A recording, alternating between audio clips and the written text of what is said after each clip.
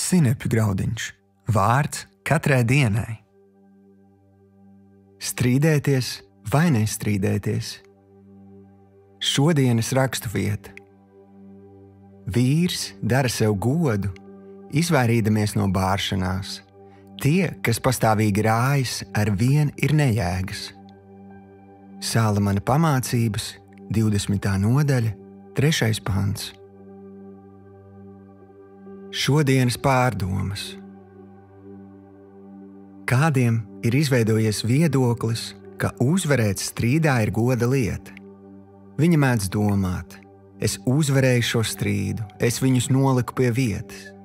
Taču patiesībā uzvarot strīdā, viņi tikai baro savu ego, bet īstā vērtība, kas ir attiecības, tiek grautas. Tu varbūt uzvarēji strīdā, bet cik lieli zaudējumi tik nodarīti attiecībām? Kad izsaka aizskarošus vārdus, tiem ir smaga cena. Šodienas raksturvieta māca, ka pareizais veids, kā uzvarēt strīdu, ir no tā izvairīties. Tas gan prasa pazemību.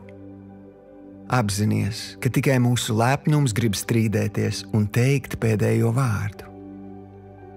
Draugs, kad tu dari visu, ko spēj, lai saglabātu mieru un attiecības, Dievs dara to, ko tu nespēji.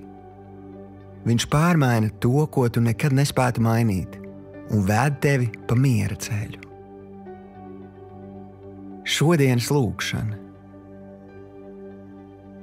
Tēvs, paldies, ka dod man gudrību un pazemību, izvairīties no strīdiem.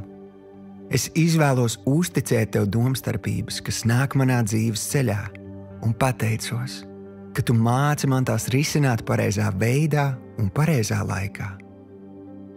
Es pilnībā uzticos tev un pateicos, ka tu dari manā labā daudz vairāk, nekā es lūdzu un saprotu. Jēzus vārdā. Āmen.